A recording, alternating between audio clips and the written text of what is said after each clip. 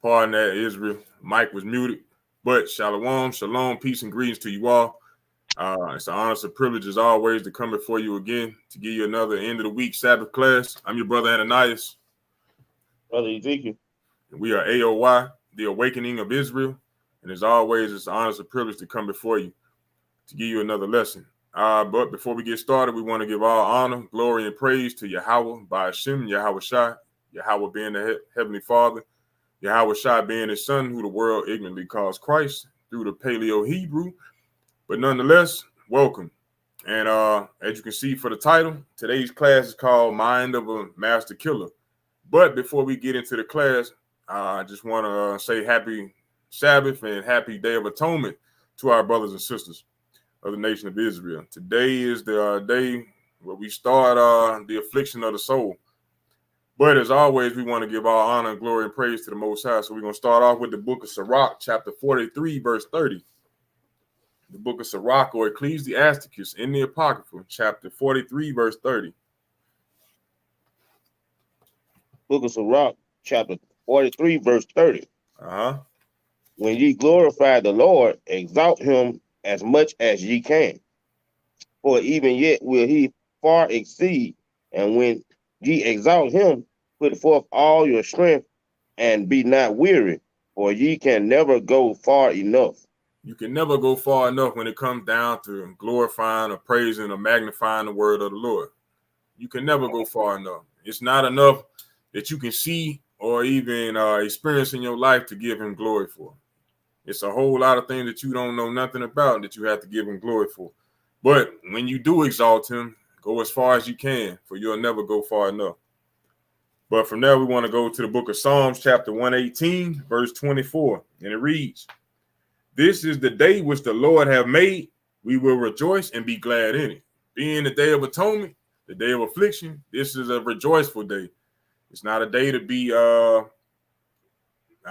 confused or bent up out of shape. This is a day to rejoice in, a day that we get to afflict our souls on the behalf of the Most High, you know, to do the things that we normally don't do throughout the year, but trying to get our sins wiped out, celebrating what? The Day of Atonement. That's the whole purpose of the feast day or that holiday for the nation of Israel.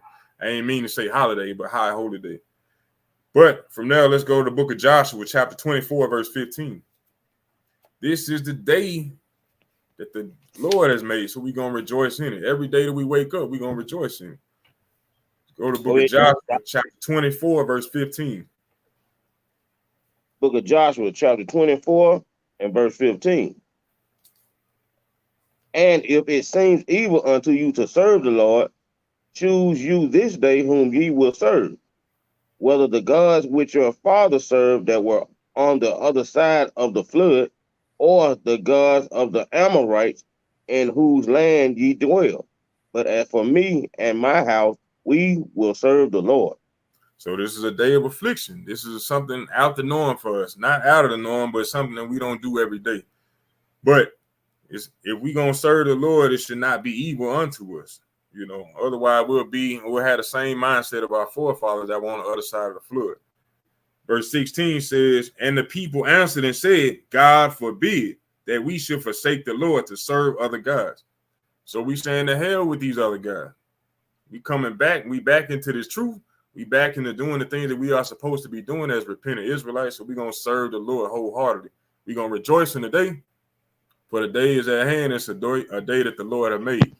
So we want to give all honor, glory, and praise to the Yahweh B'Shem Yahweh Shai once again for allowing us all to make it throughout the week, to make it on this call, and to celebrate the Day of Atonement. Shalom, King. Shalom, brothers. All praise, all praise. Now we're going to get on into the lesson. Once again, the title of today's class is called The Mind of a Master Killer. I'm not going to spoil it, but we're going to get on into it. Let's go to the three holy children, or the prayer of Azariah in the Apocrypha. We're going to start chapter 1, and we're going to start at verse 3.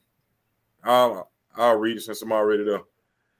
This is the song of the three holy children, chapter 1, verse 3. Blessed art thou, O Lord God of our fathers. Thy name is worthy to be praised and glorified forevermore. For thou art righteous in all the things that thou hast done to us. Yea, true are all thy works. Thy ways are right, and all thy judgments true. In all the things that thou hast brought upon us and upon the holy city of our fathers, even Jerusalem, thou hast executed true judgment.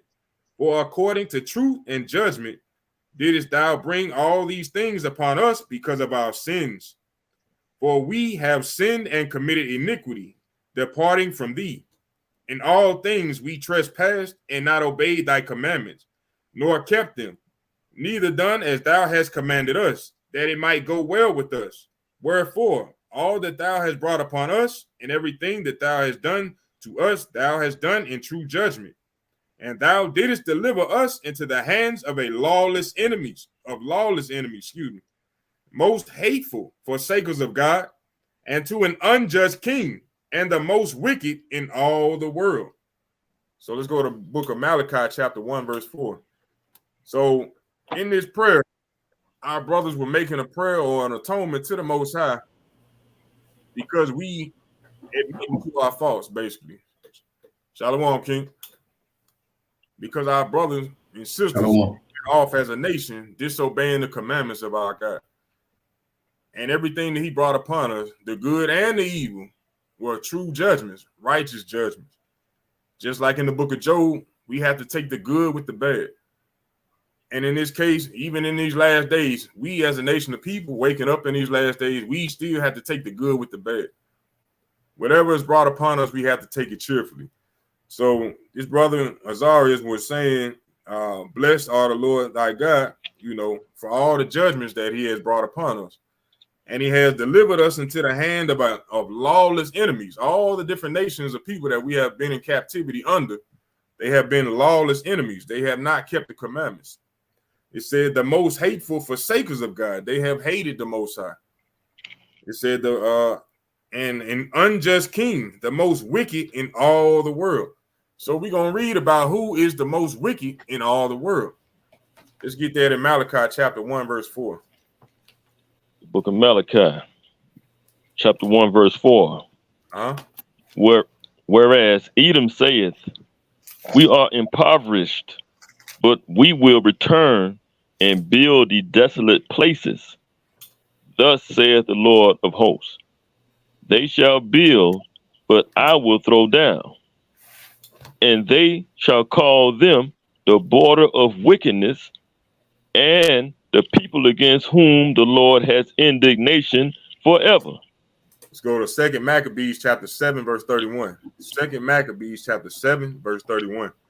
So we reading right here in the book of Malachi that Edom, who today, yes, they are Hebrew. They came out of Isaac. Yes, they are Hebrew, but they are not the chosen. They are our sworn enemies as the nation of Israel. Who are they? They are the so-called white folks, the Europeans, the Caucasians. For our brothers and sisters who do not know and understand what's going on, they are not from the children of Japheth. The white folks did not come from the children of Japheth. They come from Isaac, from Esau. Understand that. Twins, yes, twins in the womb, but they come from Isaac. Edom, this is who the Lord is speaking to. Edom, whereas Edom saith, we are impoverished, but we will return and build in desolate places. That, my friend, is what you call the Renaissance era that you read about in school, that you have heard about with the Mona Lisas and all these different artifacts, the medieval time. This is what you call the Renaissance era, when they return and build. It says, thus saith the Lord of hosts, they shall build, but I will throw down, and they shall call them the border of wickedness. Now, when we were reading in the prayer of Azari, or the three holy children, it said that we were delivered into the hand of the most wicked in the whole world.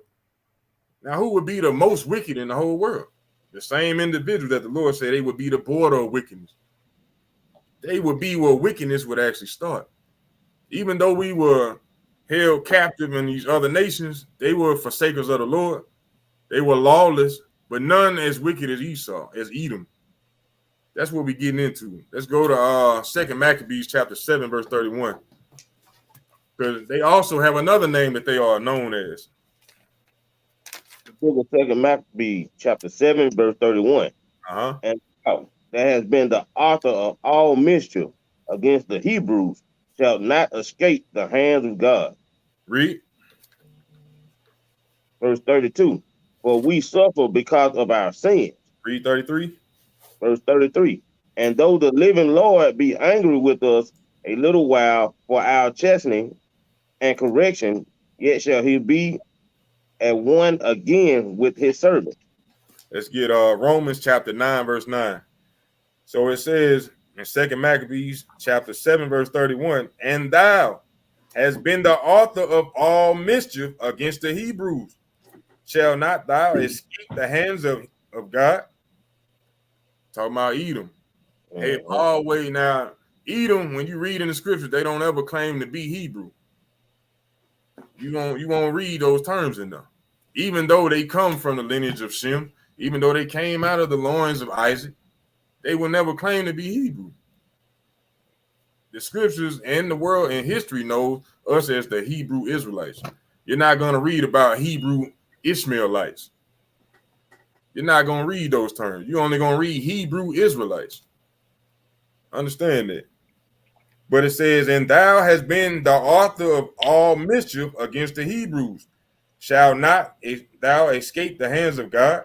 For we suffer because of our sins. That's the only reason why we're in captivity right now. Because of our sins.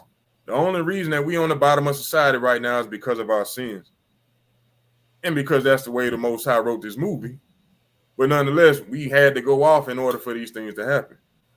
And it says, and though the Lord be angry with us a little while for our chastening and correction, yet shall he be at once again with his servants. He's not going to be with everybody, but his servants. Who are the servants? The nation of Israel, the children of Israel, the house of Israel. That's who the Bible is written to front to back. So our brothers and sisters who are straddling the fence, who are unlearned, they need to realize that the Bible is only speaking of one nation of people, the Israelites, the Hebrew Israelites. But we realize that we have been delivered into the hand of an enemy, and they are the border of wickedness, and they are also known as the author of mischief against the Hebrews. Let's go to the book of Romans chapter 9 right quick. Romans chapter 9, verse 9. The book of Romans, chapter 9 and verse 9. You're going to read that to 16. Read that Romans chapter 9, verse 9. For this is the word of promise. At this time will I come, and Sarah shall have a son. He said, and this now, is the word of promise. The word of promise, things to come. Go ahead. And not only this, but when Rebekah hath also had conceived by one, even by our father Isaac, for the children being not yet born, neither having done any good or evil, that the purpose of God according to the election might stand, not of works, but of him that calleth. You see that? So these children were born, fraternal twin, born, or not being yet born, but haven't done any good or evil. The Lord already got a purpose set up for them. Our people need to understand these things.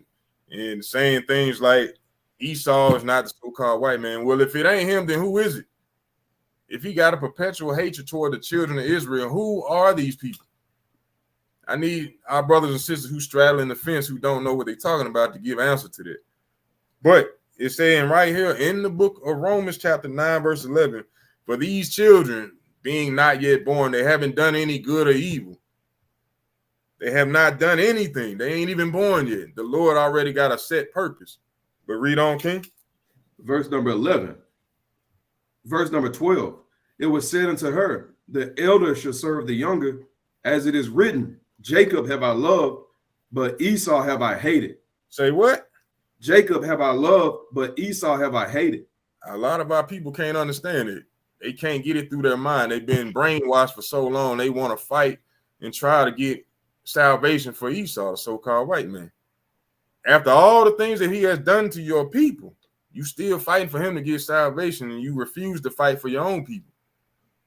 But through his craftiness, he has convinced you to fight for him and not yourself or your own people. But go ahead. Verse 14. What shall we say then? Is there unrighteousness with God? God forbid. Say what? God forbid. I mean, hell no, ain't nothing wrong with the Most High. This is his movie. His script is going to go how he wants it to go. Damn how we feel. Damn how I feel. The Lord said, I'm going to make this happen how I want it to go. Paraphrase. Go ahead. For he said to Moses, I will have mercy on whom I will have mercy, and I will have compassion on whom I will have compassion. So then it is not of him that willeth, nor of him that runneth, but of God that showeth mercy. That's right. So it's of the Most High. Is he set this up from the beginning. So who are we? Now I want to play this quick video. Let me see if it's showing. All right. Your guns are knockoffs. Your guns are the rejects. You don't know about percussion grenades. You don't know about direct energy weapons. You don't know about none of this. You don't know about DARPA, the Defense Advanced Research Project Agency that has robotic mosquitoes, robotic snakes, robotic dogs and cheetahs. You don't know about that. They assassinate you with something that looks natural. And you talking about my phone 5, click, click. Bruh, you don't know what type of enemy you dealing with. Because you talking about killing, but you dealing with a master killer. That's what they do. You dealing with a master killer. We dealing with a master killer. So we going to go inside the mind of a master killer to see what's ticking in them, to see what the Lord has laid out for us to understand and know in these last days. So like I said, the title of today's class is called The Mind of a Master Killer. Now, before we move any further, we got to get some more knowledge, some more understanding. We want to get some things defined because a lot of our people just run with word of mouth. We don't have true understanding. So what I'm going to show you right now is the definition of master. Master. All right. Can y'all see that? Right, yeah. All right. Master, a man who has people working for him, especially servants or slaves. Read. Second definition, a man in charge of an organization or group. All right, read. Having or showing very, very great skill or proficiency. Having very great skill or proficiency. That's what we're going to roll with tonight, because when you look at the skill set of Esau, when it comes down to weaponry or being a master killer, there's no one above him when it comes to that. That was his blessing, and we're going to get into that as well. But having or showing very great skill or proficiency in being a killer, a murderer, a thief, a liar. No one is above this man when it comes to that. No one. That was his blessing. You know what I'm saying? All right. From there, let's go to the book of Genesis, chapter 27, verse 30. We're going to show you that that was a blessing handed down through his father to be a master killer, having or showing great skill or proficiency. Let's go to Genesis chapter 27, verse 30. The book of Genesis, chapter 27, verse 30. And it came to pass. 41. To 41. The book of Genesis, chapter 21, verse 30. Nah, 27, verse 30. We're going to read it to 41. Excuse me.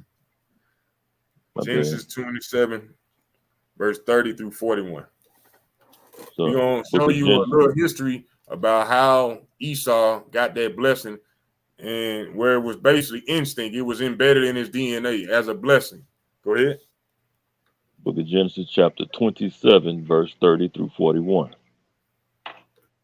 And it came to pass, as soon as Isaac had made an end of blessing Jacob, and Jacob was yet scarce gone out from the presence of Isaac his father, that Esau his brother came in from his hunting. And he also had made savory meat, and brought it unto his father, and said unto his father, Let my father arise, and eat of his son's venison, that thy soul may bless me. And Isaac his father said unto him, Who art thou? And he said, I am thy son, thy firstborn Esau. And Isaac trembled very exceedingly, and said, Who? Where is he that hath taken venison and brought it me? And I have eaten of all before thou camest, and have blessed him. Yea, and he shall be blessed. And when Esau heard the words of his father, he cried with a great and exceeding bitter cry, and said unto his father, Bless me, even me also, O my father. And he said, Thy brother came with subtlety, and hath taken away thy blessing. And he said, Is not he rightly named Jacob? For he hath supplanted me these 2 times. He took away my birthright, and behold, now he has taken away my blessing. And he said, Hast thou not reserved a blessing for me? And Isaac answered and said unto Esau, Behold, I have made him thy Lord, and all his brethren have I given to him for servants, and with corn and wine have I sustained him. And what shall I do now unto thee, my son? And Esau said unto his father, Hast thou but one blessing, my father? Bless me, even me also, O my father. And Esau lifted up his voice and wept. And Isaac his father answered and said unto him, Behold, thy dwelling shall be the fatness of the earth, and of the dew of heaven from above. And by the sword shalt thou live, and shalt serve thy brother. And it shall come to pass, when thou shalt have the dominion, that thou shalt break his yoke from off thy neck. And Esau hated Jacob because of the blessing wherewith his father blessed him. And Esau said in his heart, the days of mourning for my father are at hand. Then will I slay my brother Jacob. You see that? So we just ran through a little short history or short reading to show you exactly where Esau actually got his blessing. And also the fact that he said, the time of my father is at hand where we mourning for him, weeping for him. But after that, I'm going to turn and I'm going to slay my brother Jacob. All right. So he said his blessing would be that he would be blessed with the sword. He would live in the fatness of the earth and of the dew of heaven. And by the sword shall thy live and shall serve thy brother. So in the beginning, they were serving us. That was their fate. And they will do it again. But we're going to look into the etymology of the word sword just to get a clear-cut understanding as to what it actually means. All right. When you look down, it says the cutting weapon, to cut, pierce. But down here, it says to the sword, kill or slaughter is recorded from the mid-14th century. To kill and to slaughter. That's his blessing. That's how he would live in the fatness of the earth. He would kill and slaughter. That's how Esau has taken over this world. That's how the wicked are ruling over this world. Every place that they have went throughout history, they have used the sword. Kill and slaughter in order to get the things that they want. All the good land, all the resorts, all the resources all around the world, they use the sword to kill and to slaughter to get these things. They didn't do it through what they use today, democracy. They didn't do that by shaking hands. Nah, they came with the sword to kill and to slaughter to get these things. All right. So from there, we're going to go to this other article right quick, which is dealing with the mindset of a serial killer. And we're going to see, do Esau actually line up with some of the things that are listed in this article? Let's see, is that shown? All right. All right. This is a quick little article. Can y'all read it? Yeah. What can a neuroscience tell you? What can neuroscience tell us about the mind of a serial killer? What can neuroscience tell us about the mind of a serial killer? Now, we're just going to read these first two paragraphs, all right, and we're going to break it down that way. Right. Serial killers, people who repeatedly murder others, provoke revulsion, but also a certain amount of fixation in the general public. But what can a modern psychology and neuroscience tell us about what might be going on inside the head of such individuals? Serial killers characteristically lack empathy for others. They what? Lack empathy for others. They lack empathy for others. Let's go to the book of Deuteronomy, chapter 28, verse 49 and 50. Deuteronomy, chapter 28, verse 49 and 50. They typically lack empathy for others. They have no cares. They have no respect for others. They just do what they feel is necessary. Let's get that right quick. Deuteronomy chapter 28, verse 49. And we coming right back to this article. Okay. Book of Deuteronomy chapter 28, verse 49. The Lord shall bring a nation against thee from far, from the end of the earth, as swift as the eagle flieth, a nation whose tongue thou shalt not understand. Verse 50. A nation of fierce countenance, which shall not regard the person of the old, nor show favor to the young. No empathy. They don't care. Serial killer. Matter of fact, let me bring up the definition of serial right quick. It says serial. Consisting of forming. Go ahead, King. Consisting of a forming part or taking place in a series.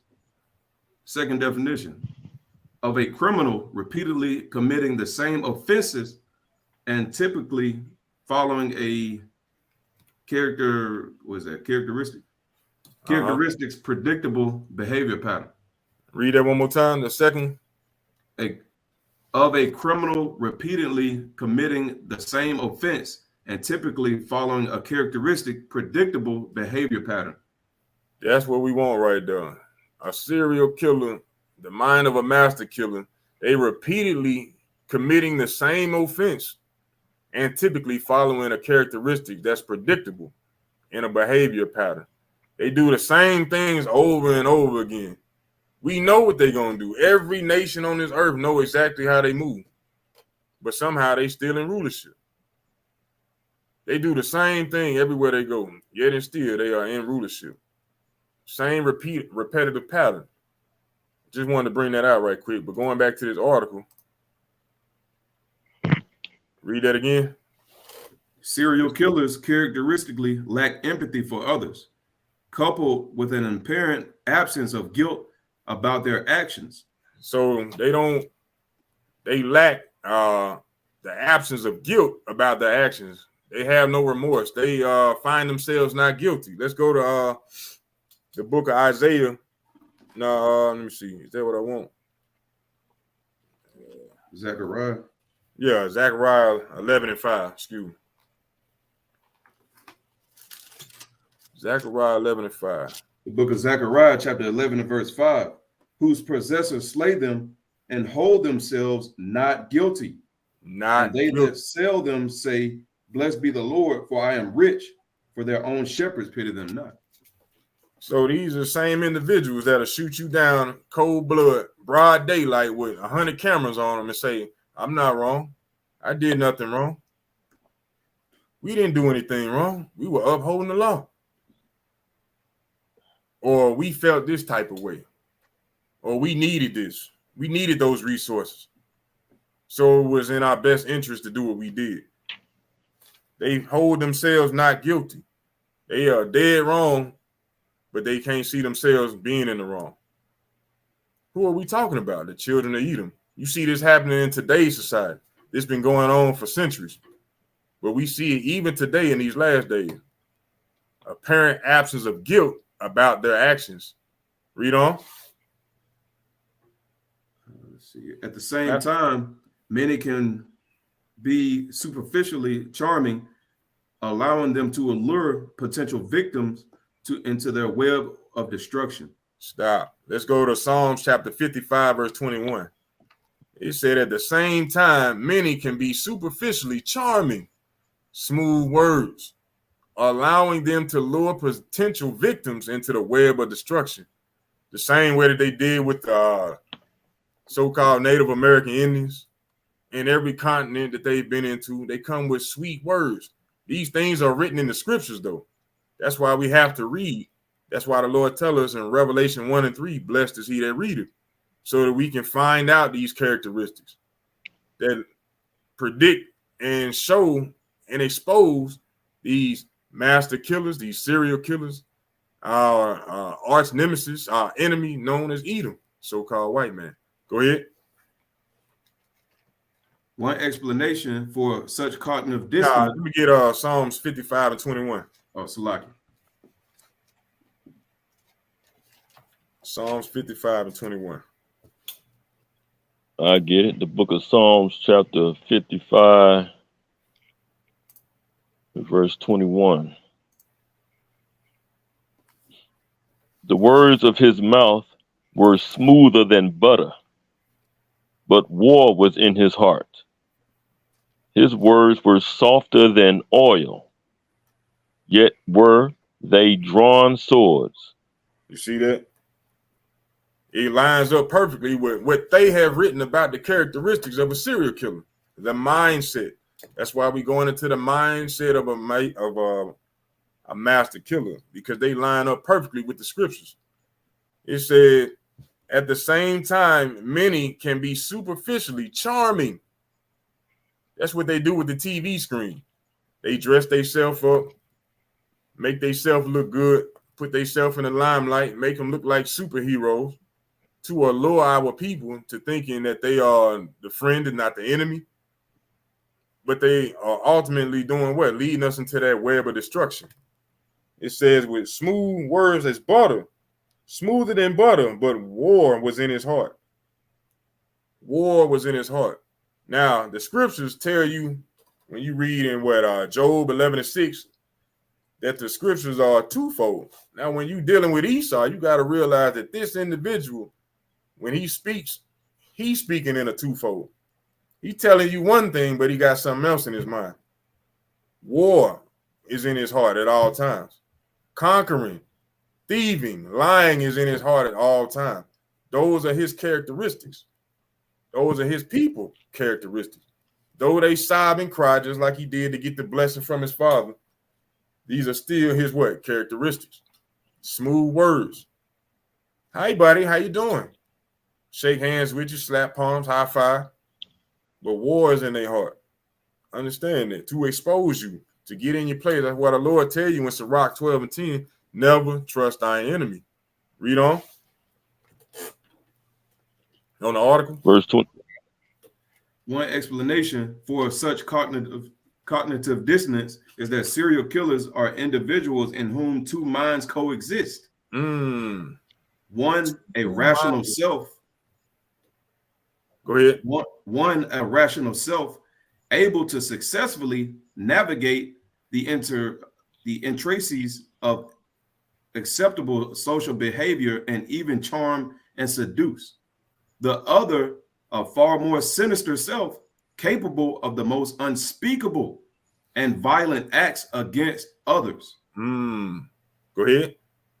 This view has been a powerful stimulus in fictional portrayals ranging from Dr. Jekyll and Mr. Hyde to Hitchcock's Psycho and more recent film Split. Yet there is still little evidence that real life serial killers suffer from a dissociative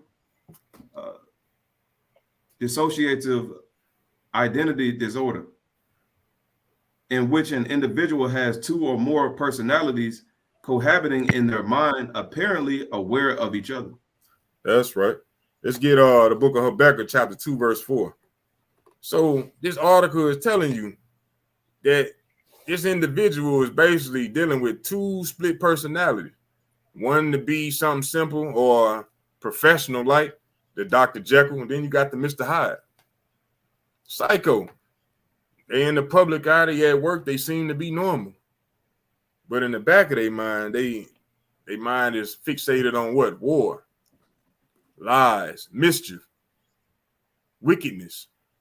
That's what they constantly dealing with. Even though they try to portray their role as being goody two-shoes or righteous or holy or spiritual, the Lord created them to be this way. We have to understand these things. They dealing with two different personalities in their mind at all times. And just because they can open a door for you and say welcome or hi, how you doing, or give you a sob story does not mean that they are your friends or that they mean well. We were dealing with one of them not too long ago. He came up sobbing and crying, talking about how he was this and that. Then all of a sudden he flipped as soon as we started hitting him with the scriptures. He went from Dr. Jekyll to Mr. Hyde. He flipped. That happens all the time. Their spirit is not upright in them. Let's get the book of Habakkuk, chapter 2, verse 4. Book of Habakkuk, chapter 2, verse 4. Behold, his soul which is lifted up is not upright in him, but the just shall live by his faith. You see that? The Lord said, behold, his soul which is lifted up. He's a prideful individual. How do I know these things? How do you know these things? Because you were taught when you were raised, when you go to talk to somebody, to say, excuse me, before you interrupt somebody's conversation. These individuals do not do these things. They don't give a damn what you got going on. They're going to interrupt your conversation. No respect. They don't care how old or how young you are. No respect. It said the soul that is within him is lifted up. It's not upright. That's why they don't find themselves guilty in nothing that they do. Even the ones who portray to be so quote unquote good, they will not go against each other. That's just like Yahushua was stating in the scripture, paraphrasing, but if Satan is against Satan, that house cannot stand. So if they together, they're not going to go against each other. As wrong as Trump is, they're not going to go against him. You know, as wrong as Bush was, they're not going to go against him. Clinton, they're not going to go against him. They're going to stay right in line with him. They're not going to go against him. Read that again. Habakkuk chapter 2, verse 4. Habakkuk chapter 2, verse 4. Behold, his soul which is lifted up is not upright in him, but the just shall live by his faith. But the just, meaning the righteous, meaning the Israelite, will live by their faith. They understand, and it's true. But from there, let's go to the book of John, chapter 10, verse 10. We're going to get some more characteristics about this master killer. What is his whole purpose? What is his being? Why is he here? John chapter 10, verse 10.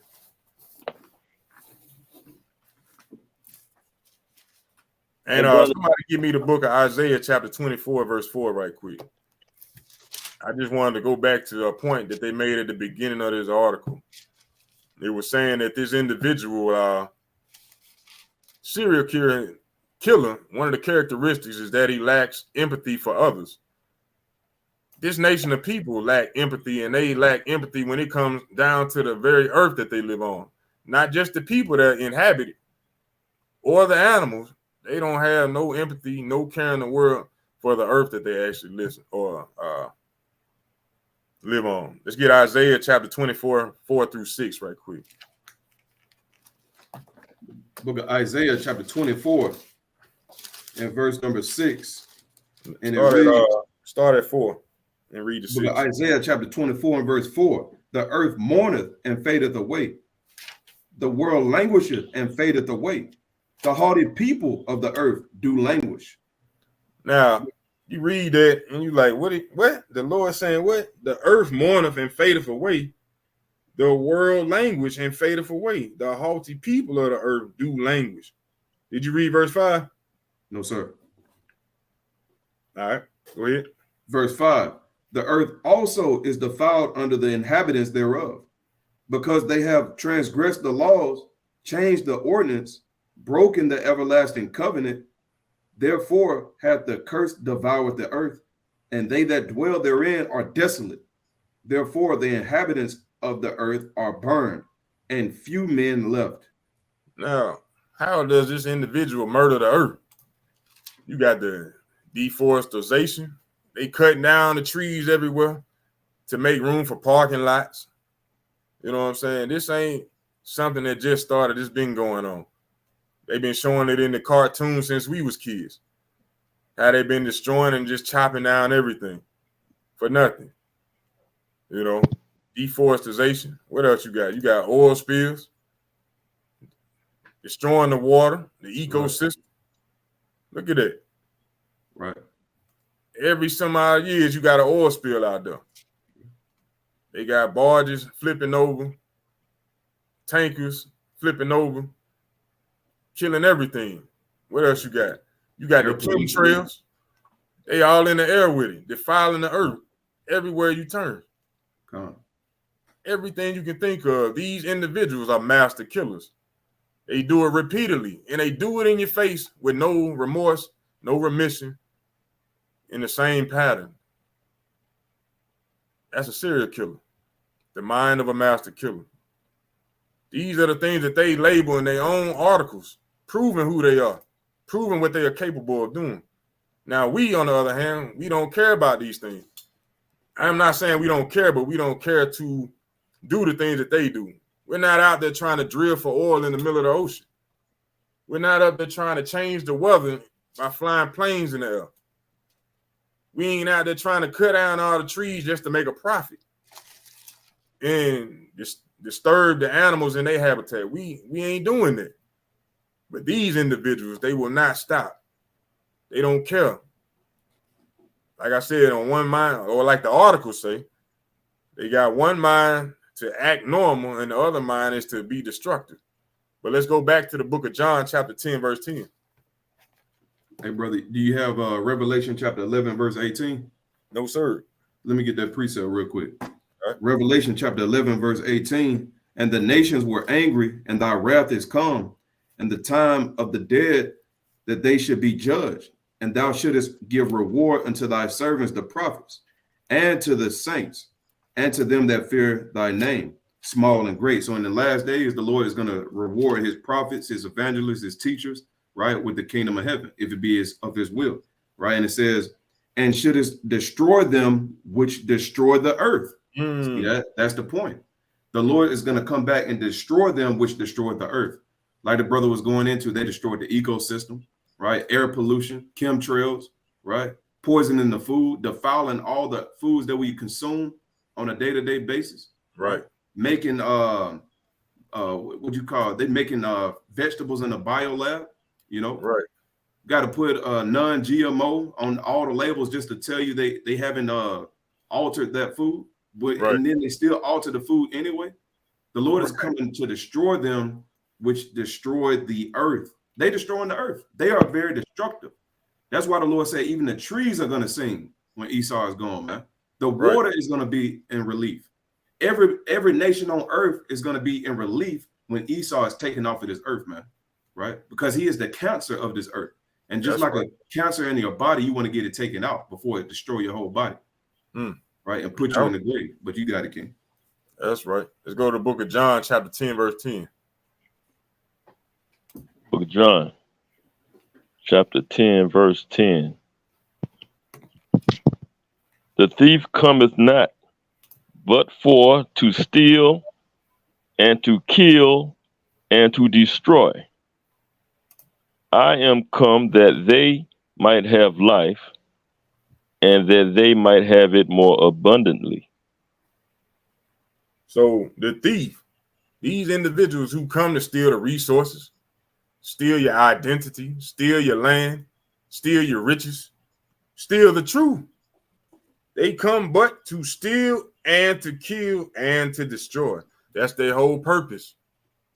They're not here to be buddy-buddy with you. They're not here to be equals with you. The Lord already created us as a nation to be above them. So why we try to fight so hard for them to be like us, it blows my mind.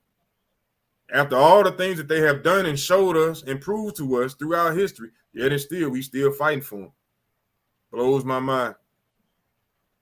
But nonetheless, we understand through the scriptures that the thief, our enemies, the most wicked, mainly Esau, his whole job, his mission is to steal, kill, and destroy through the spirit of Satan. That's what he does. That's all he has been doing. Think about it. Look through your history books. For those who are naive and can't see the trees for the forest that he has cut down. But nonetheless, let's go to the book of Micah, chapter 2, verse 1. Book of Micah, chapter 2, verse 1 and 2. Book of Micah, chapter 2, verse 1. Woe to them that devise iniquity and work evil upon their beds. When the morning is light, they practice it, because it is in the power of their hand. Verse 2. And they covet fields and take them by violence, and houses and take them away. So they oppress a man and his house, even a man and his heritage. So the Lord said, woe to them that devise iniquity. Even our own people. But we're talking about our enemy right now. The enemies, the forsakers of God. We talking about the other nation and the most wicked. We talking about Esau. Woe to them that devise iniquity. They constantly coming up with plans to do what? Defile the earth, to steal, kill, and destroy, to keep the nation of Israel in sin. These are the individuals that the Lord said destruction is coming to. Woe, meaning destruction to them that devise iniquity and work evil upon their beds. When the morning is light, they practice it. Every day, every opportunity that they get, they practicing wickedness, iniquity, sin, to push on our people. On the flip side, we as a nation of people are supposed to be waking up every day, practicing to keep these commandments. But they have somehow convinced our people to join them, to go off in a world of sin and iniquity, to say to hell with the Most High, and follow them. Verse 2, it says, and they covet fields and take them by violence. That's that blessing, once again, that Esau had, that he was given in the beginning, to live in the fatness of the earth, and he shall do it with what? The sword, which meant to do what? Kill and slaughter. He would get these lands and these fields by killing and slaughtering the individuals or the inhabitants of the earth. He's been doing it and he's still doing it. And even when he get these lands, that still ain't enough. That's who we dealing with, a master killer with no conscience. Even though he got two personalities, he ain't got no conscience. His spirit, his soul is not upright in him. We read that in the scriptures. It says, so that they oppress a man and his house. Who being oppressed in this land? Who being oppressed around the world? The nation of Israel. Everywhere in every land that we are in, we are being oppressed. In our very houses that we strive so hard to pay for and live in, we being oppressed. That's why we working 8 days a week to try to keep our heads above water. We being oppressed. It said we being oppressed and even a man's heritage. We don't even know what our heritage is in these last days. We waking up in these last days, be thinking ourselves. Now we finally figuring out what our heritage is. Like the brother Benai bring out all the time. Beforehand, we thought it was white tees and snapbacks. When you listen to the music, all you hear about is smoking blunts, getting high, and having sex. That's all we think about. That's not our heritage. But we have been oppressed so long that that's what we think our heritage is. Going and partying, having a good time. That's it. Meanwhile, we missing out on every damn thing else in life. Our heritage. All right. From there, let's go to the book of Proverbs, chapter 4, verse 16. So once again, the Lord has given us clues about these individuals, the master killers, the ones who devise iniquity, sin upon their bed. They can't even sleep at night. They can't even sleep until they have come up with a plan to defile us or to keep us conquered or under their feet, under their knees, so to speak. Proverbs chapter 4, verse 16. The book of Proverbs, chapter 4, and verse 16. Bring it out. For they sleep not, except they have done mischief, and their sleep is taken away, unless they cause some to fall. You see that? These are precepts that the Lord is telling us to read, to pull out, to understand who we dealing with. You can't just read it like a fairy tale book. Proverbs ain't like no fairy tale book, no novel. You can't just read it up and down and expect to get the understanding. It got different parts or pieces of wisdom scattered everywhere. Right here, talking about the wicked. It said they sleep not, except they have done mischief. Who we talking about? What did we read in the beginning? He said we dealing with the author of confusion or mischief against the Hebrew. The most wicked. We talking about Esau. They cannot sleep except they have done mischief, and their sleep is taken away unless they cause some to fall. With the smooth words, the lies, the deceit, all these things are aligned together to show our people who we are and who we got to face in these last days, who we have always faced in these last days.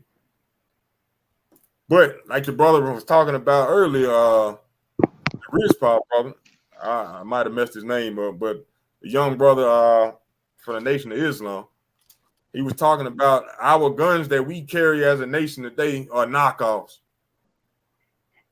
Saying what we got is knockoff. We don't know nothing about percussion grenades,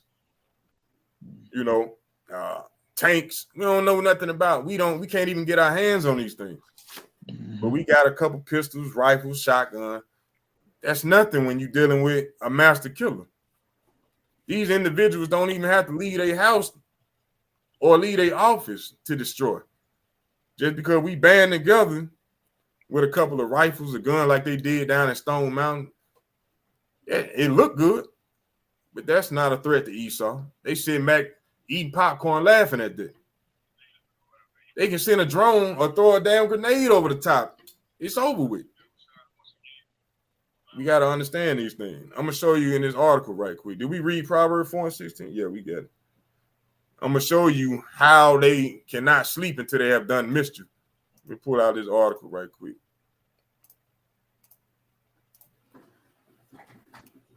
All right. All right. Can y'all see that? Yes, sir. All right. 10 amazing DARPA inventions, how they were made and what happened to them. So this is what do you call DARPA that the brother was talking about in that article, and it stands for the Defense Advanced Research Project Agency that the U.S. actually has. All right. Can y'all read it? Yes, sir. DARPA, or Defense Advanced Research Projects Agency, to give its full name, is the source of some of the most important technologies upon which our society is built today. Founded in 1958, ARPA, as a direct response to the launch of Sputnik by the USSR and the start of space race, it's a petri dish of experimental technology, much of which takes decades to reach the civilian sphere. And when it does, there's every chance most people don't know it originated in DARPA at all. Here are just 10 of the amazing inventions created by DARPA, how they were made, and what happened to them. Now, we're not going to read all the details on these different items that they listed, but just scroll through to show you that this group or this agency was responsible for creating the internet. All right. GPS.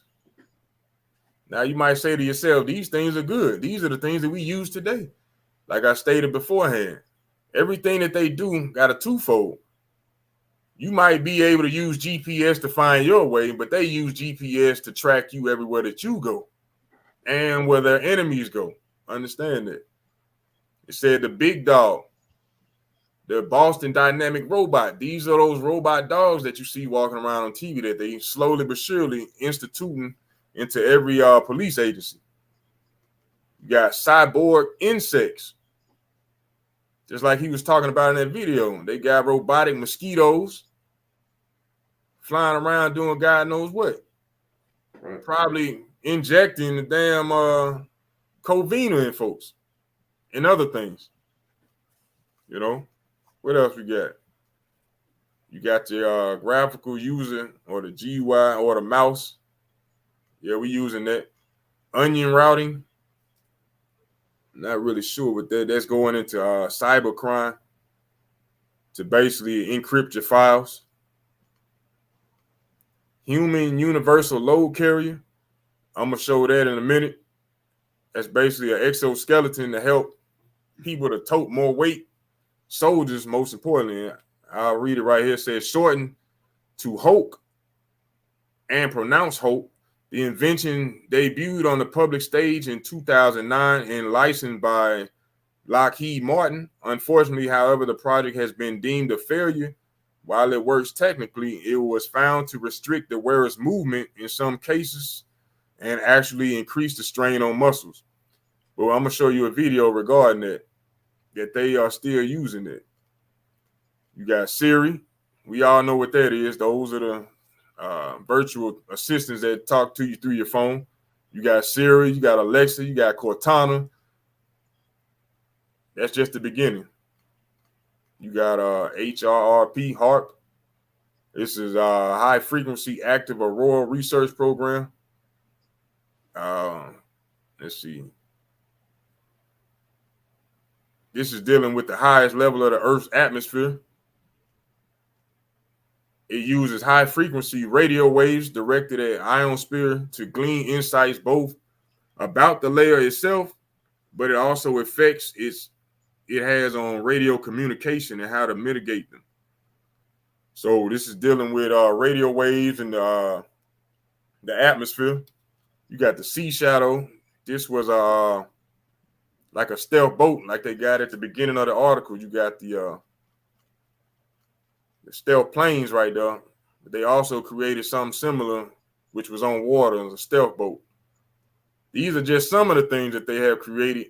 They only listed 10, and it's been in effect since 1958. So we know that they got way more things going and popping off than this. Once again, this is just an article that they have written to show us what they up to. And once they let the public know, just know it's on a whole nother level. All right. From there, we want to look at some of the tactics that they have used throughout history. And one of the main things that we all know about is them poisoning the water system. This is nothing new. This is something that has been going on throughout history. Can y'all brothers read that? Well poisoning.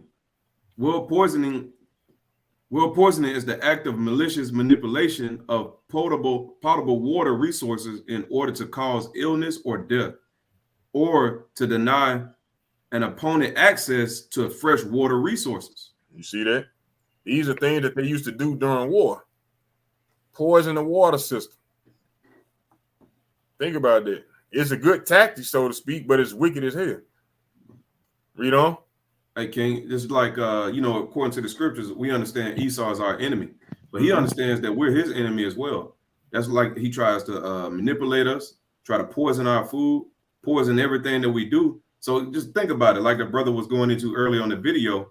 If we just decided to take arms and different things of that nature, all they got to do is turn our water off, right? And we'll be defeated. You see what I'm saying? For the most part, right? So we had to move wisely. The Lord told us to keep the commandments and live, and that He's going to come and save us, right, from this captivity, right? Right. But it says, well poisoning has been historically documented as a strategy during wartime since antiquity, and was used both offensively as a terror tactic to disrupt and depopulate a target area. It said to depopulate a target area. Where is this going on mainly? Where everybody know about the water system being tainted, poisoned? Ain't that going on up there in Flint, Michigan? Been going on for a while. Everybody knows about it openly, but it's still going on. It's going on everywhere, but mainly up there. A terror tactic to disrupt and depopulate a target area. You don't think they would do these things in these major cities to get the people that are in the area that they want to move out so that they can move back in and do what they want to do with that area, build that area back up? They do it all the time.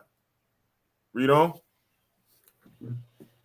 It says, and defensively as a scorched earth tactic to deny an invading army sources of clean water.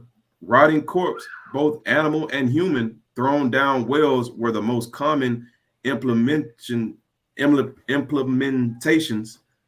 in one of the earliest examples of biological warfare. Corpses known to have died from common transmittable diseases of the pre-modern era, such as bubonic plagues, tuberculosis, were especially favored for well poisoning. You see that? So this is nothing new. The things that they do is nothing new. Like the scriptures tell you, there's nothing new under the sun.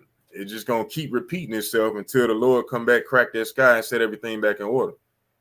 But up until that point, things are going to continue to happen over and over and over again.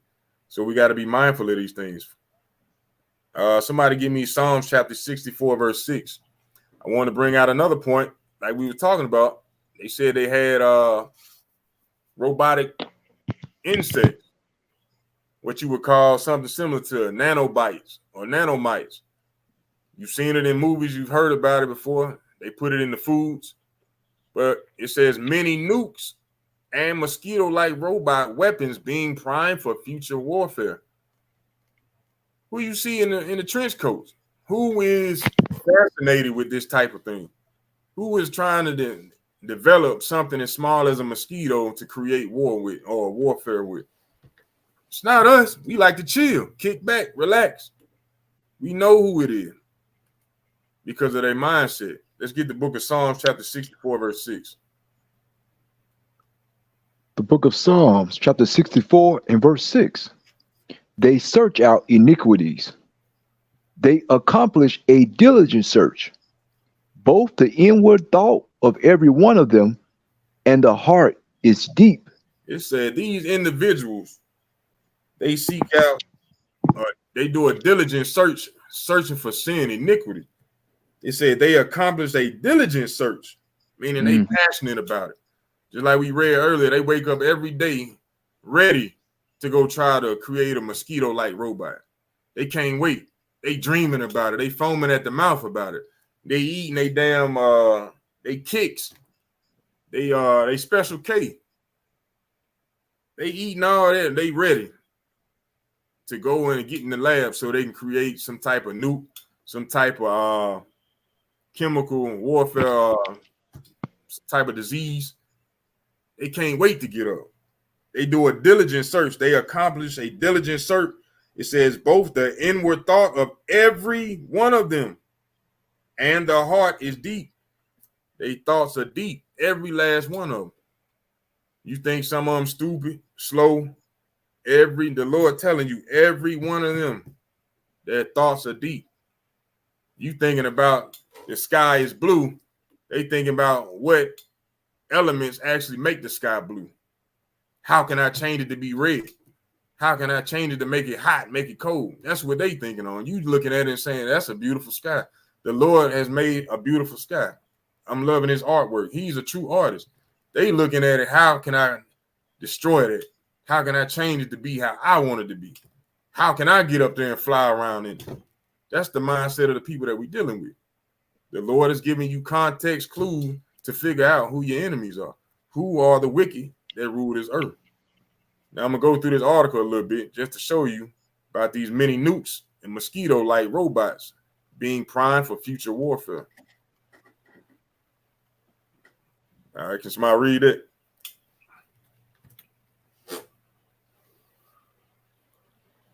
I can't hardly see it. It's so small. Can I bring something? Can I mention something right quick, bro? Right fast. Go ahead, Ken. Okay. I'm just looking at what you just read in Psalms, chapter 64 and verse 6. I was just looking at verse 7 and say, but God shall shoot at them with an arrow. Suddenly shall they be wounded. So I was just looking at that to give our brothers and sisters out there hope that God ain't gonna let them get away. He ain't gonna let that stuff slide. So he let you know right there, they doing all this stuff, but he gonna shoot them. I just want to point that out. You're right, bro. And one of the arrows that he shoot at them is the thing that we see going on right now. They think they got it going on smooth. He shoot that arrow, wildfire. Okay. Flood. Right. 5 tornadoes rip across 5 states in one night. Right. Earthquake. Killed 50,000 people. Okay. Disease. Uprisings. Hey, the Lord's shooting at them constantly. But their mindset ain't on the Lord. So they ain't looking at that as the Lord is doing that because he's angry. They looking at it like this is Mother Nature. These are the things that Earth does. So they keep pushing. But we understand truly that the Lord is in control and he's doing all things. And everybody in the Bible actually knew that. It's just today, outside of the Bible, nobody believes that the Lord is in control. And that's what we aim to get our people and brothers and sisters back to. Even the other nations, they're going to realize when we hit these corners and bring this truth out, they're going to realize who's in control. But nonetheless, let's read some of this article. Right. It says, Go ahead, Ken. No, you got it, Ken. It says several countries are developing nano weapons that could unleash attacks using mini nuclear bombs and insect-like lethal robots. So it's several countries doing this around the world, trying to create little bugs that got many nuclear bombs on them. How wicked is that? Go ahead. Yeah. While it may be the stuff of science fiction today, the advancement of nanotechnology in the coming years would make it a bigger threat to humanity than conventional nuclear weapons, according to an expert. The US, Russia, and China are believed to be investing billions on nano weapons research. Nanobots are the real concern about wiping out humanity because they can be weapons of mass destruction, says Luis Del Monte, a Minnesota-based physicist and futurist. He's the author of a just released book entitled Nano Weapons, a Growing Threat to Humanity. You see that? These are the things that we're dealing with, that we have to be aware of. We can't do anything about it. We don't have any economic might, any military might.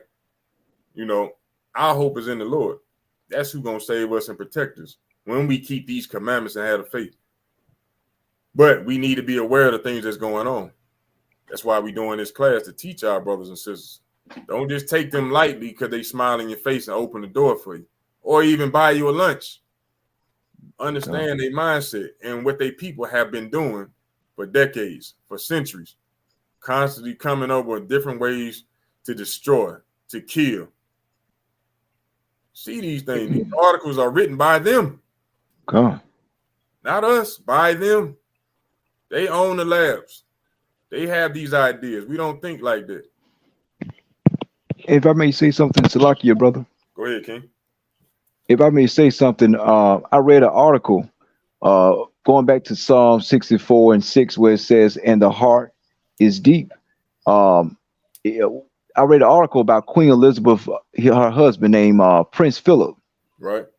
And he quoted, it was a quote that he said, if I can come back to the earth, if I could be reborn again, I will come back as a virus to help wipe out humanity.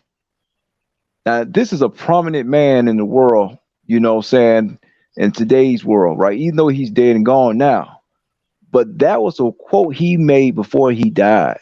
This man said he'd rather be a virus. I mean, most people want to come back and be a butterfly and some type of animal, you know, some peaceful animal. But this guy said he want to come back as a virus.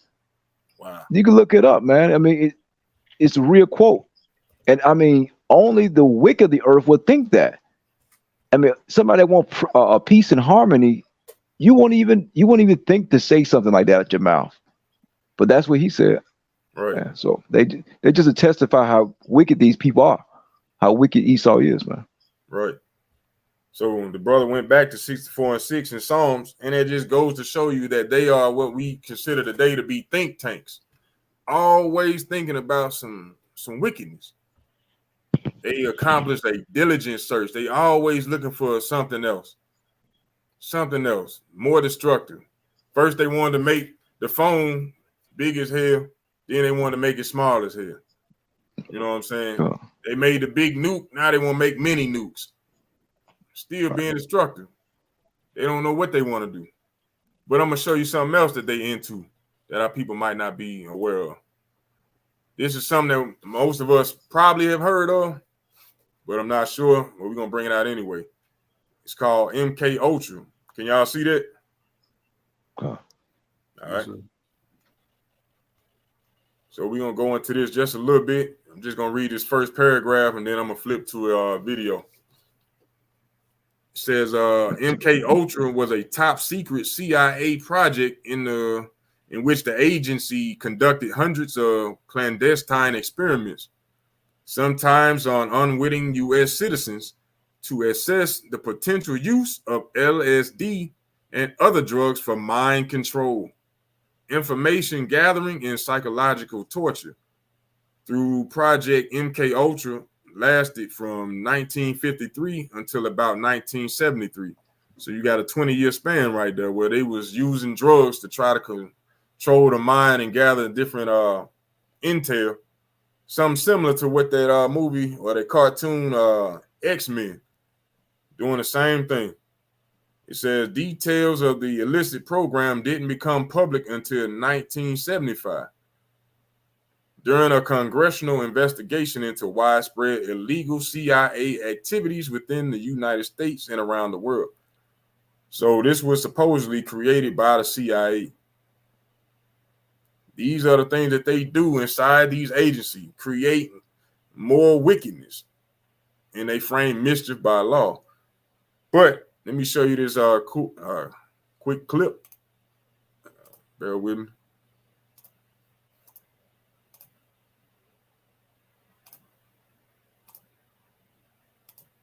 Now, this is actually a trailer to a movie that came out last year, I believe. Let me put the banner up right quick. All right, Esau. Yeah. All right. Are you a member or have ties to extremist groups or organizations? No. Do you use drugs or alcohol? Yes. Do you trust Agent Morgan?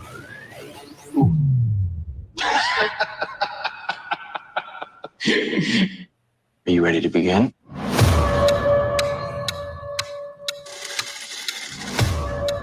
I'm gonna fund your research, Doctor.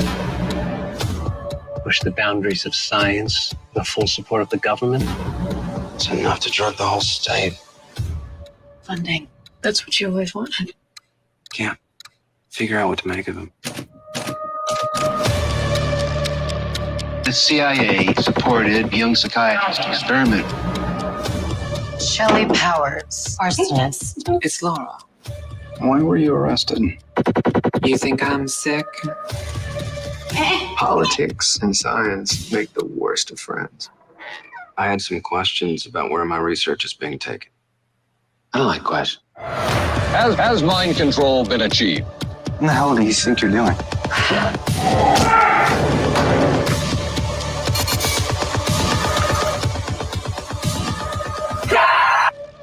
We turn our eyes away for even a moment. Filth will overcome us.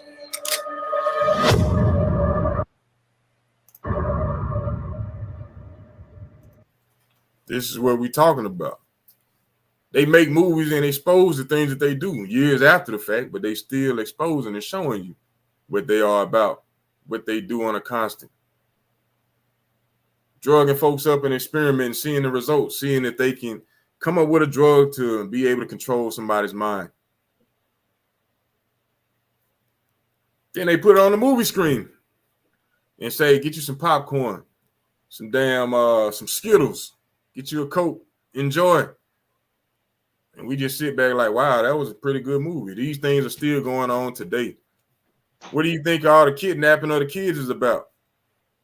It ain't just organs. They experiment in labs, still doing it. Understand these things. They told you exactly what they were trying to do in this movie. It's nothing new, folks. But for now, I want to go back to what we were talking about earlier and dealing with them robots. All right. We seen that was Boston Dynamic. I want to show you also where the future is heading when dealing with Esau.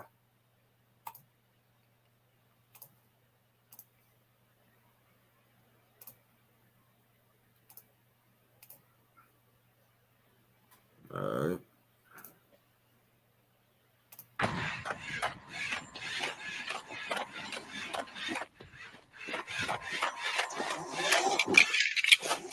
Check it out now.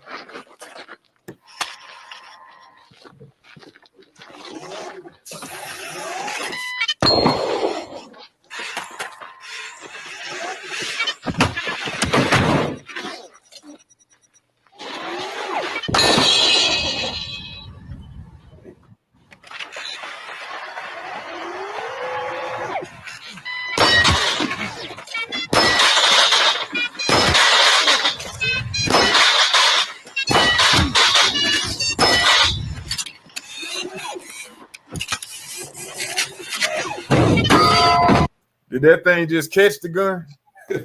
Oh, God. And jumped over the barrel and still hit the target. Man. And we think because we got a couple pistols we can deal with Esau. This is what they trying to do. These are the things that a master killer would be sitting in the lab trying to create.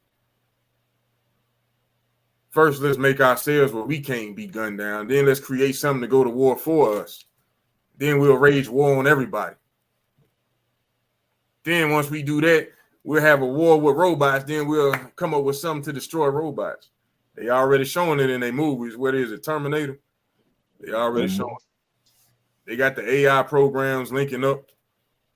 They all putting it together. It's not in void or not in vain. They doing it for a reason.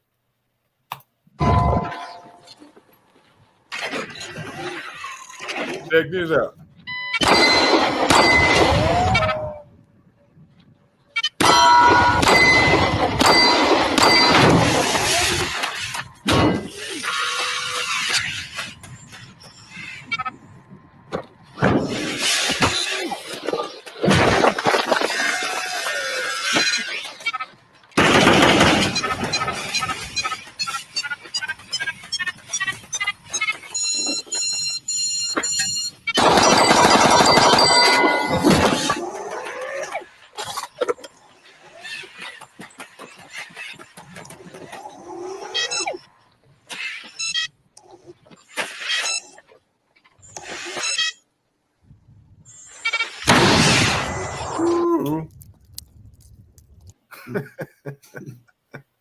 Oh, bro.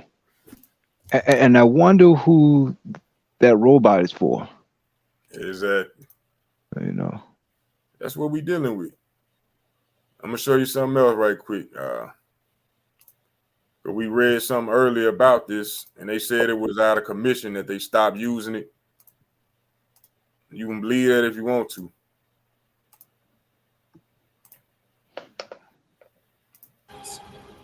Welcome back and thanks for joining us. Today we are talking about the Human Universal Load Carrier, or the HULC. It's an exoskeleton being developed for dismounted soldiers. The hydraulically powered HULC enables soldiers to carry heavy loads with minimal strains on their body, and the system is expected to reduce musculoskeletal injuries that occur in soldiers due to lifting of loads. The HULC enables soldiers to carry loads of up to 91 kilograms, and the weight of the load gets transferred to the ground through the shoes of the exoskeleton, and that ensures that the weight doesn't shift the soldier's body, hampering his movements. The exoskeleton is suitable for use on any kind of terrain, and it's untethered and flexible enough to allow for squatting, crawling, and upper body lifting of the user. In all, the system weighs 24 kilograms without batteries. Of its design and flexibility, the HULC has an anthropomorphic design and a titanium body. The exoskeleton doesn't require any external control mechanism because it's controlled by a microcomputer installed within the system. The computer enables the HULC to sense the user's requirements and adapt to the situation accordingly. The HULC system can be removed and packed up in 30 seconds. The modular components of the system can be swapped when the warfighter is in danger and needs greater mobility to escape from enemies. The HULC is easy to put on. Arrives in a folded small package so that soldiers just have to stretch out a leg and step into his footbeds underneath. Then straps wrap around the thighs, the waist, and the shoulders, and sensors in the foot pads will relay the information to an onboard microcomputer that moves the hydraulic system in order to amplify and enhance the wearer's movement. The flexibility of the system allows soldiers to run, walk, kneel, crawl, and even go into low squats. Of the features, the HULC has a range of 20 kilometers when the warfighter moves on level terrain at 4 kilometers an hour. It also supports front and back payloads. And the that right there user can move is a movie called Elysium. It came out a couple years ago with I think his name was Matt Damon. It was one of the movies supposed to be like futuristic, but in the movie when they put them suits on, it gave them extra strength, you know, kind of like the damn X-Men or the Avengers, gave them extra strength. They was able to run faster, jump high, all these different things from using this suit. They used it in the movie, but they using it in the military, and they telling us that they scrapped the program. Yeah, right. At a maximum speed of 11 kilometers per hour, long duration at 16 kilometers per hour burst speeds. The system has various mission-specific attachments and can carry integrated systems like armor, heating and cooling systems, and sensors. There is no joystick or control mechanism. Instead, sensors detect movement and, using an onboard microcomputer, make the suit move in time with the body. So that's all I wanted to show out of that. We're showing what type of beast or what type of animal or enemy we up against. Stop taking them for joke, my people. Now we're going to move on to something else. Well, you know what? What time is it? 9:02. All right, still got a little bit of time. Now I want to go to another topic, but it's within the same. And I don't know if anybody has ever thought about this before, but when you think about our enemies, because our enemies actually have militaries and economic might. But we, on the other hand, we just at their mercy. We use whatever they create. And one of the things I've learned throughout time is that mankind in itself is the only species on the earth that kills from a distance. Kills from a distance. And what I'm going to show you now is a perfect example of that. Use guns or whatnot. Everybody heard of guns, knives, and bow and arrows or whatnot, but that's what mankind use. Now, I'm not going to play the video, but I just want to show you this rifle. This rifle shoots 4.4 miles. A team of long-range shooting experts in Wyoming set what appears to be the new world record for the longest rifle shot ever completed. 4.4 miles. This is the enemy we dealing with. They coming up with weapons that can shoot you from 4 miles away, man. That can be held in a hand. And we think we got a machine gun or a hand rifle, we got something that we can deal with Esau. And a Draco. Right. You dealing with a master killer. His whole purpose is to kill. That's his whole purpose of being on this earth. To do that and to do it well. That's why they consistently in the lab create new ones. All right. Is that on the screen? Let me see. All right, yeah, it is. Well, a few more things, then I'm get back to the scriptures.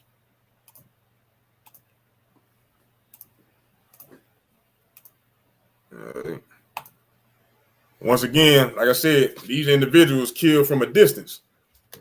And as we seen earlier in the video where they were creating a robot, they were creating a robot to go to war for them. Same thing with these military drones. Now, we've all seen these, but these things are vicious. They had this in the Terminator movie years ago. They still using them to this day, knocking off high-grade military officials in different countries. And you'll see why when we read about them and how they're able to do these things. All right. It said, no more about how long can military drones fly. Can somebody read that? Brother, you cool? You got it? Your mic on mute, King. It said no more about how long can military drones fly. The nano drone type has the ability to fly up to an altitude of 10,000 feet, 3,000 meters, and it has a range of up to 50 kilometers at a tactical height of 5,000 meters, 18,000 feet, with a range of about 160 kilometers, up to 3,000 feet, 9,000 meters in height, and have a range of over 200 kilometers. Male, mid-altitude, long endurance. Hail, high altitude, long endurance, refers to an altitude of more than 9,100 meters and an unlimited range. The drone has a wingspan of 50 feet, a maximum takeoff weight of 2,250 pounds, is propelled by an engine of 115 horsepower. What this says right here, I'm sorry, King. Can travel at speeds of up to 135 miles per hour at altitudes of up to 25,000 feet and can remain airborne for up to 24 hours. For how long?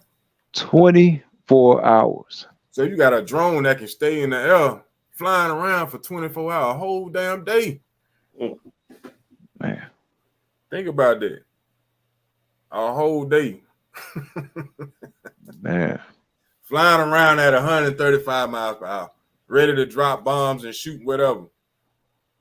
24 hours. Think about that. I don't think it. Go ahead, King. I know it's like you, brother. I was just about to say, I don't think a 727 can stay up that long. Exactly. Them big commercial airplanes. Let's see. Let's see something. 160 kilometers to miles. What is that? That's 100 miles. Shucks. 100 miles from where it's being controlled.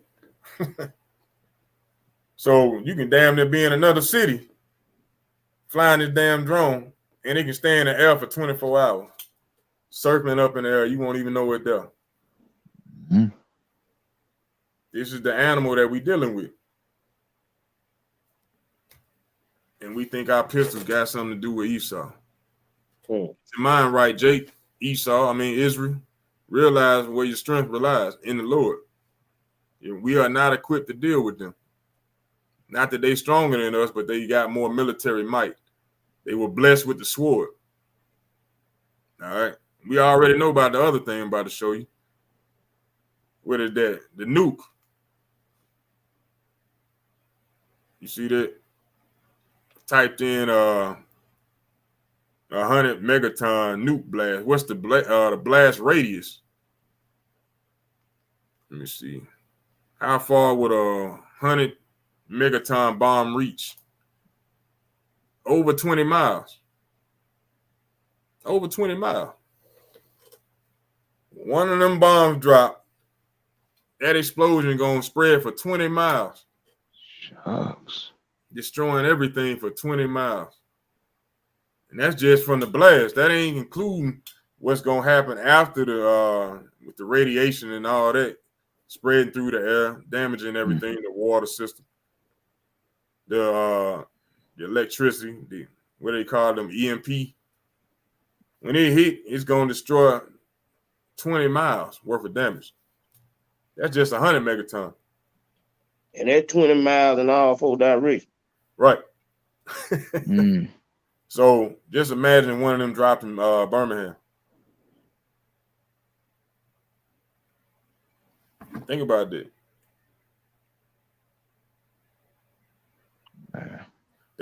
We are the only species on the planet that kill from a distance.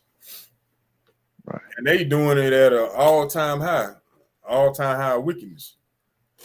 Nukes, drones, robots, ships, rifles that shoot over 4 miles. They gonna have robots doing that. Who are we dealing with? Let's get Psalms chapter 5, verse 9 and 10 right quick. Psalms chapter 5, verse 9 and 10. The book of Psalms chapter 5 and verse 9. For there is no faithfulness in their mouth. Their inward part is very wickedness. Their throat is an open scepter. They flatter with their tongue. Verse 10. Destroy thou them, O God. Let them fall by their own counsels. Cast them out in the multitude of their transgressions, for they have rebelled against thee. You see that? For there is no faithfulness in their mouth. That's why the Lord tells us in Sirach 12 and 10, once again, never to trust them. They ain't got nothing faithful in their mouth. They tell you one thing, but do something else. Hypocrites. That's their whole purpose, to lie to you. The Lord tell you, matter of fact, somebody give me Psalm 58 and 3 right quick. I'm going to show our people and the non-believers what the Lord say about the wicked, about our enemies. They weren't made, they didn't grow up and learn these things. They were made this way. I'm going to show you Psalm 58 and 3 right quick. The book of Psalms, chapter 58 and verse 3. Bring it out. The wicked are estranged from the womb. They were born this way. Go ahead. They go astray as soon as they be born. Speaking lies. Speaking truth, brother. Speaking lies. They just made that up. Speaking lies. You see that? The Lord give us clues all throughout the scriptures about who we dealing with. And we wonder why when they tell us something and they don't hold up their end of the bargain, we wonder why did they do that? It must be because I'm black. It must be because I'm an Israelite. No, they were born that way. They don't even keep truth with each other. They'll lie to each other and say, hey, that's how it's supposed to be. Hey, don't worry about it. Because they know the code. It's embedded in all of them. That's why they don't take offense to being lied to. But we take offense to it. Even though we'll lie in a minute, we take offense to it. We'll kill each other over a lie. They'll pat each other on the back. No damn well the man just lied to him. But from there, let's go to the book of Job, chapter 19, verse 6 and 8. Just to prove furthermore that we would never be able to overcome them trying to go toe-to-toe with them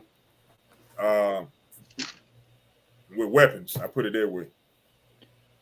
The Lord set it up this way. Job chapter 19, verse 6 through 8. Book of Job, chapter 19, and verse number 6. Know now that God hath overthrown me, and hath compassed me with his net. Behold, I cry out of wrong, but I am not heard. I cry aloud, but there is no judgment. He hath fenced up my way that I cannot pass, and he hath set darkness in my path. He hath stripped me of my glory, and taketh the crown from my head. You see that? The Lord said, he hath fenced up my way that I cannot pass, and he hath set darkness in my path. The Lord did these things. That's why we started at verse 6. Know now that God have overthrown me. This is Job. He realized who was in control. When he was going through his trials and tribulation, he knew exactly who was in control and who did what. He said, the Lord have fenced up darkness in my path. The same way we as a nation of people should know these things. But we so busy pointing the finger at them, not realizing who the hell we are and what's actually going on. The Lord has fenced up darkness where we cannot pass them. It don't matter how much money we make, we'll never be able to surpass them. Why? He set it up that way. Plus, the money got their face on it. This is their system. They are in rulership. Why in the hell would they ever let us surpass them? Now, you might say, well, we beating them on the track and field, on the course. We beating them on the football field. We beating them on the court. That's entertainment. They want us to entertain them. They have always wanted us to entertain them. Even when they were bringing us out of captivity, what did they ask us? Sing one of them songs from Zion. They wanted us to entertain them. When we were in Rome fighting for freedom, we were in the Colosseum fighting against lions for our freedom, for entertainment. Some of us won our freedom, but nonetheless, we were entertaining them. We sing songs today, we entertaining them. We cooking for them, we entertaining them. But to rule over them, no, they're not going to let that happen. The Lord ain't going to let that happen. He has fenced it up where we cannot do those things. Why? Because if we do those things, we will never come back to the Lord. We ain't coming back. If we able to overcome them doing what the hell we want to do, why would we trust in the Lord? The Lord set it up where we going to have to come back to him. We're going to have to remember who we were, who we are in the land of our captivity and start to praise the Lord. That's how we set it up. But our people don't understand these things because we don't read. But this is part of why we do these classes, to give our brothers and sisters more understanding as to what's going on. But from there, let's go to 2 Corinthians chapter 10, verse 4. 2 Corinthians chapter 10, verse 4 and 5.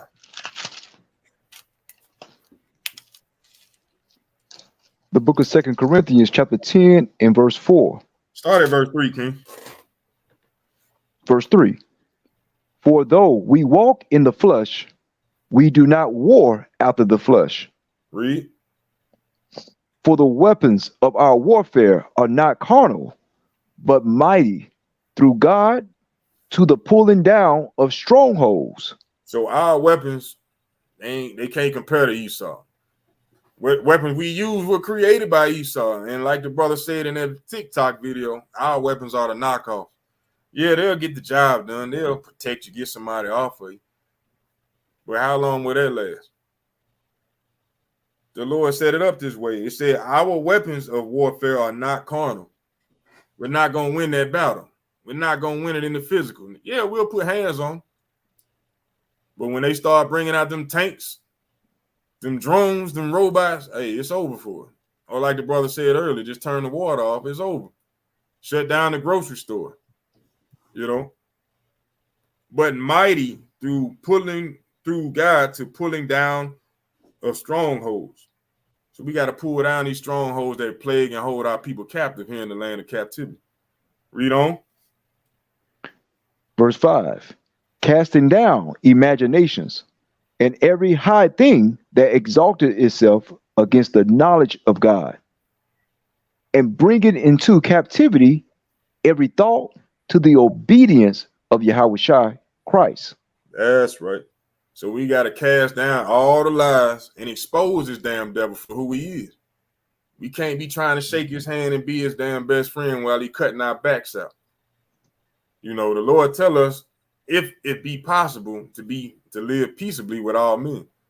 But he also tell you to move as wise as a serpent, gentle as a dove. You know what I'm saying? We out there holding our own. We ain't trusting you devils. We know exactly who you are. And we know right now for our rebellion, we got to work for you. But don't get it twisted for a second or think that we won't put them hands on you. But we ain't in it for that. Waking up in these last days, we got to expose this devil and cast down all the imaginations that plague our people. White Jesus. Heaven is for everybody. God love everybody.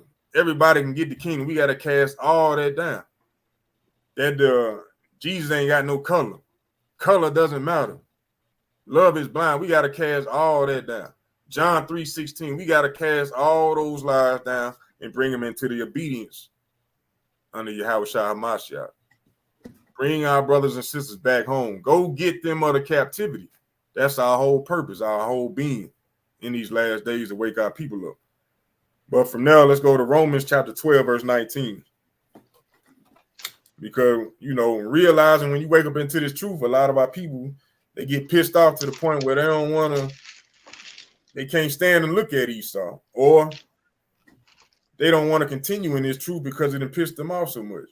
But the scriptures tell you oppression make a wise man mad. But in you realizing who you are and that you realize, by being pissed off, you realize that you can't go out and do what you want to do. Why? Because we about to read the answer to that. Romans 12 and 19. Book of Romans chapter 12, verse 19. Dearly beloved, avenge not yourselves, but rather give place unto wrath. For it is written, vengeance is mine, I will repay, saith the Lord. You see that? Vengeance is of the Lord. It's not of us. We want to repay our oppressor for the things that they have done. But the only reason that they were able to do the things that they were doing was because of our rebellion. Our people tend to forget that and just want to go put hands on the oppressor. We don't want to straighten ourselves out first, though. That's the only way this thing gonna work. The only reason we in the condition we in because we didn't want to straighten ourselves out. Now that we realizing who the hell we are, it's time we wake the hell up, come back home, get our shit together. Excuse my language. Get our ducks in a row. Get the army built up how it's supposed to be before we go to try to battle with this beast. Right. But vengeance is of the Lord. From there, let's go to Ezekiel chapter 35, verse 1 through 9. Brother, if I may add something. Go ahead. You got some of our people, they talking about, they want to pick up arms and go against Esau. Hell, half of you still celebrating Christmas, man. Right. Your mind ain't even right. You bugged out of your mind, but you ready to go and get all your people killed, but you celebrating the 4th of July. Right? Your people were in slavery and in captivity during that time, but you still decided to put on red, white, and blue with your white Air Force Ones, your blue tube socks, and your red shorts, celebrating the 4th of July. That's Bring it out. where your mind is, man. You'll be in the middle of war with Esau, and you'll probably shake his damn hand, throw up the white flag, you know, because you still got love for him, man. Right. You still got love for him in your mind. You got to change your mindset first, man. That's one of the first things they do in any army you go to. They change your mindset. They put you in a military mindset. You don't have that. You don't have that when you're still loving the so-called white man who is your enemy, who clearly you learned about in history in high school, right? During Black History Month, during the Civil Rights Movement, during the Civil Rights museums that you go to. You've been seeing all of it, but you still love his, I got to use my words wisely, you still love him, right? Right. So you got to get your mind right first, right? You got to start coming back to your heritage, waking up your people, uplifting the youth, uplifting the people who are around you, man, right? The Lord said, be washed in the by the renewing of the word, right? Paraphrasing it. So we had to come back and conform our mind and get in these scriptures, keep these laws, statutes, and commandments. Because the Lord said, how can two walk together lest they be agreed anyway? Right? How you going to war, right? But you still love the so-called white man, right? You got to change your mind, Jake. That's right. I'm gonna get the precept to go with what he's talking about. Romans chapter 12, verse 2 said, and be not conformed to this world, but be ye transformed by the renewing of your mind. Just like he was saying, you go into any army, hell, any team, you got to do what? Change your mindset when you come there. They're gonna change your mind. Any army, any service, they're gonna change your mind to think like they want you to think. Just like they do at these jobs that they tell you to go. You're gonna change the way you do business so that you can have that job there. You know? But moving on, let's go to the book of Ezekiel chapter 35, verse 1 through 9. Book of Ezekiel chapter 35, verse 1. Moreover, the word of the Lord came unto me, saying, Son of man, set thy face against Mount Seir, and prophesy against it. Mount Seir is Esau, the so-called white man. It said, prophesy against it. Go ahead. And say, thus said the Lord God, behold, O Mount Seir, I am against thee, and I will stretch out my hand against thee, and I will make thee most desolate. Most desolate. Read on. I will lay the cities waste, and thou shalt be desolate, and thou shalt know that I am the Lord, because thou hast a perpetual hatred, and hast shed the blood of the children of Israel for the force of the sword in the time of their calamity, in the time that their iniquity had an end. Hold on, brother. Did you just say that they had a hatred? But I thought they said we be speaking hate. The Lord say right there that they have had a perpetual hatred toward the children of Israel. They have always hated the children of Israel. When we read in Genesis chapter 27, Esau said out his own mouth, the times of my father are at hand, for the mourning of my father. Afterward, I will slay my brother Jacob. Right. Jacob's name was later changed to Israel. So they have always had a perpetual hatred against the children of Israel. The Lord said, I'm going to put my hands on you for that. That's what he just said. Read on. Perpetual talking about never ending. They hate you will never stop. So we can't make them love us. That word, they said perpetual, never ending. That's right. Said shed the blood of the children of Israel. Constantly throughout history. They give you a whole month, Black History Month, so-called, to show you how they hate you. They got monuments, museums all around the world showing you what they have done to you, show you that they hate you. But when we expose them and show them what they have done, we preach and hate. The problem is our people hate to hear the truth. God. But let's get back to it. Let's read on, Ken. You got something? Salakia, brother. I was just going to say this right quick. Hey, you know what it says? Esau, it says, because thou hast had a perpetual hatred. And down here it says, for the children of Israel by the force of the sword. And see, the Lord allowed Isaac to bless Esau with the sword. So we know the so-called white man, he's the only one capable Now I ain't saying that he's the only one that is killing Jake all the time, but yes, he's the one with the dominantly with the sword on the earth. Every nation know that. Every race know that. He got the most weapons, most military might. He controlled NATO. NATO's the biggest military force on the earth. Right. This is why BRICS have to form up together to come against the so-called white man or America, or some of the European powers as well. So this is Esau. We know this. So BRICS, it has what? One Edomite we know of, one Edomite nation, which is Russia. But everyone else is the colored people of the earth that's coming against Esau. And think about this. It's evident, just like Yahweh Shai is from the tribe of Judah, where it says in Hebrews, it's evident that Esau is the so-called white man. Right. Because the Bible proves it. The Bible proves it because listen, nobody has this much hate and shed this much blood from one set of nation of people but the so-called white man on the earth, period. He had a blood trail of history, of just killing with violence on top of violence, man. It's evident that he's Esau, without a doubt. And that's what they really met about, because we expose who he really is, according to the Bible. They go back to Ezekiel chapter 35, verse 6. Good point there, King. Verse 6. Therefore, as I live, saith the Lord God. Will say, on my life. On my life, as I live. Start at the top again, King. Mm-hmm. Therefore, as I live, saith the Lord God, I will prepare thee unto blood, and blood shall pursue thee. Still thou hast not hated blood, even blood shall pursue thee. He said, since thou hast not hated blood, even blood gonna pursue thee. They don't hate blood, they love it. That's why they eat the bloody meat. They love it. The Lord said, I'm gonna put blood on you though. Go ahead. Verse 7. Thus will I make Mount Seir most desolate, and cut off from it him that passeth out, and him that returneth. Verse 8. And I will fill his mountains with his slain men in thy hills, and in thy valleys, and in all thy rivers shall they fall that are slain with the sword. Read.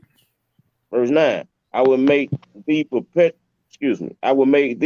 perpetual desolations, and thy city shall not return, and ye shall know that I am the Lord. This is future prophecy. This ain't happened yet. This is prophecy in the Old Testament that has not been fulfilled yet. Esau, Mount Seir, they're going to be slain. Bodies everywhere.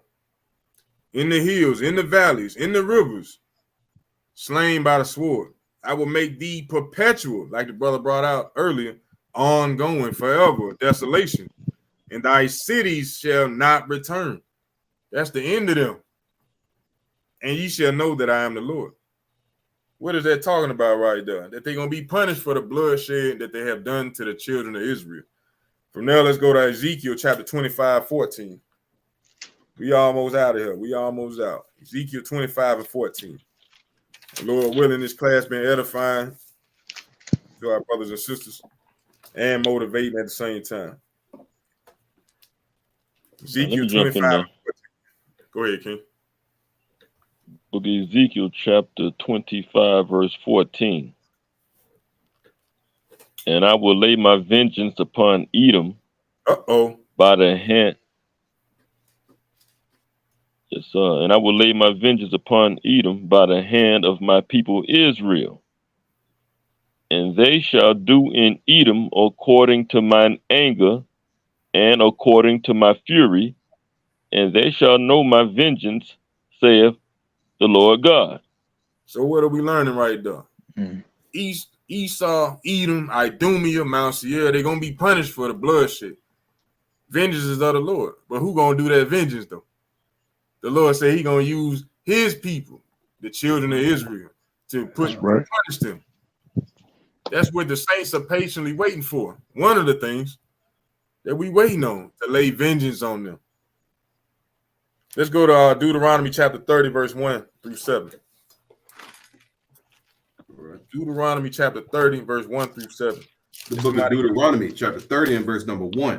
And it shall come to pass, when all these things are come upon thee, the blessing and the curse, which I have set before thee, and thou shalt call them to mind among all the nations, whither the Lord thy God hath driven thee.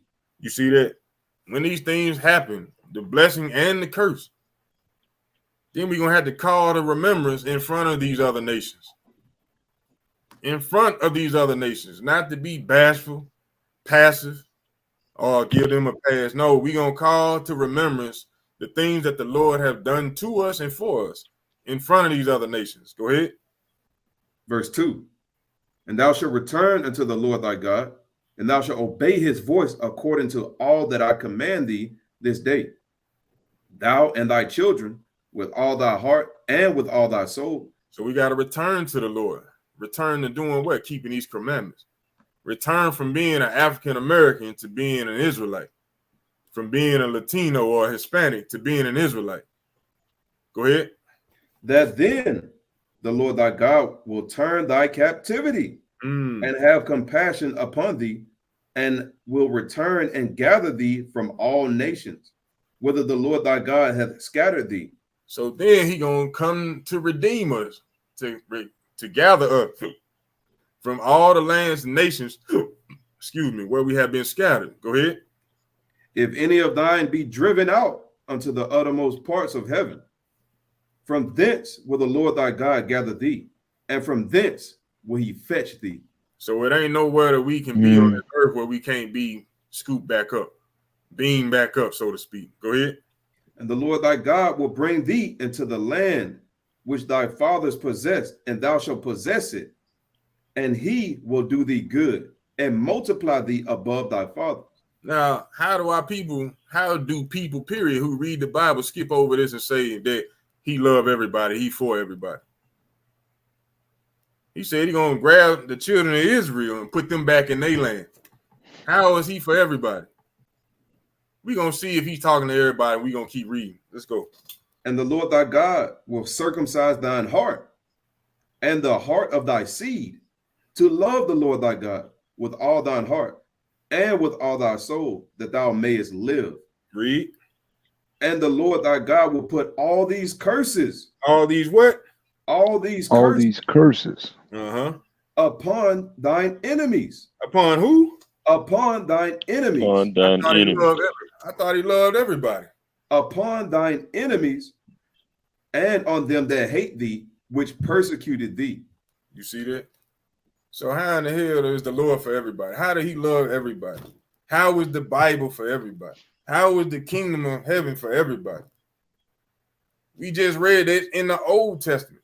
There's so many precepts in the New Testament, it's unreal. So how do people read the Bible and say that God is for everybody? The kingdom is for everybody. Salvation is for everybody. Just believe, brother and sister. You got to read the Bible for what it is. It's right there, black and white, plain as day. Salvation, redemption is only for the children of Israel. We got to understand these things. So now let's go to Isaiah chapter 14, verse 13 through 17. What was it? Isaiah chapter 14, verse 13 through 17. Because it said once we come back to serving the Lord, that these curses will be put on our enemies. Let's see what the Lord talking about. Book of Isaiah chapter 14, verse 13. For thou hast said in thy heart, I will ascend into heaven. I will exalt my throne above the stars of God. I will sit also upon the mount of the congregation in the sides of the north. Verse 14. I will ascend above the heights of the clouds. I will be like the Most High. Verse 15. Yet thou shalt be brought down to hell, to the sides of the pit. This is talking about Esau now. Go ahead. Verse 16. They that see thee shall narrowly look up upon thee, and consider thee, saying, is this the man that made the earth to tremble, that did shake the kingdom? So they're going to be looking at Esau while we got him in them chains, looking at him like, hold up. Is this the dude that used to rule the world? This the one that made the earth shake, tremble? Right. Not this dude. This is the guy that used to rule over us. We used to pay taxes to this dude. This guy. Is this the man that made the earth to tremble? That did shake the kingdoms?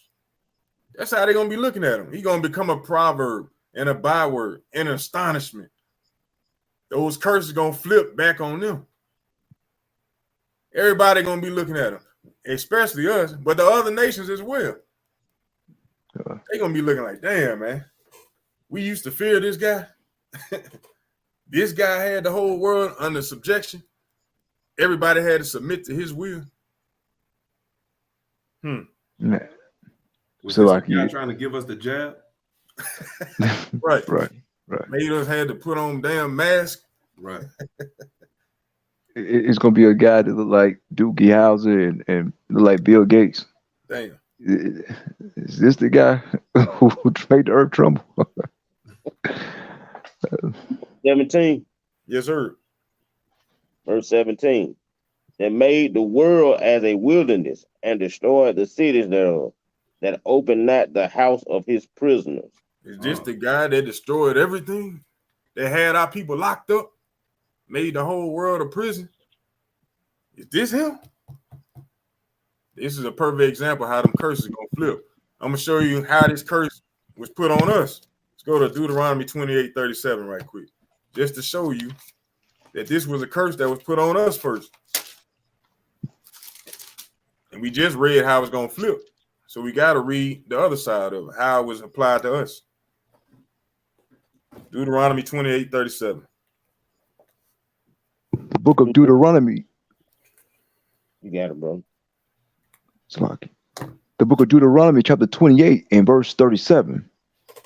And thou shalt become an astonishment, a proverb, and a byword among all nations, whether the Lord shall lead thee.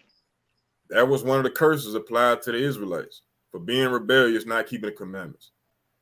He said, I'm going to scatter you among all nations, and there you're going to be an astonishment, a proverb, meaning a wise saying, and a byword. You're going to be called something else other than what I named you. So here we are in the land of our captivity, calling ourselves Moors, African Americans, Muslims, Dominicans, Mexicans, anything you can think of. We calling ourselves anything but an Israelite. And they got all type of slick sayings about us. We always late. We love chicken and watermelon. We can't raise our families. What else you got, King? Slacky, brother. Slacky, King. I want to say, and the most astonishment word that we all use, including our enemies, that we call each other niggas. That's, if that ain't talking about us, I don't know who is. We the only race of people that downgrade ourselves. No other race. And try to make it cool. And try to make it cool. No other race does that but us. That identify us. I mean, that's on target. You know, and thou shalt become an astonishment, a proverb, and a byword. We was once a byword was they used to call us nigga all the time. Now we calling each other niggas all the time, man. It's crazy. It's written in the Bible, man. Right. From there, let's go to the book of 2nd Esdras, chapter 2, verse 33. We got two scriptures after this, and we'll be done. 2nd Esdras, chapter 2, verse 33 through 37. All right. Book of 2nd Esdras, chapter 2, verse 33. I can't believe it. Going to work. Go ahead. Wow. All right, the book of 2nd Esdras, chapter 2, verse 33.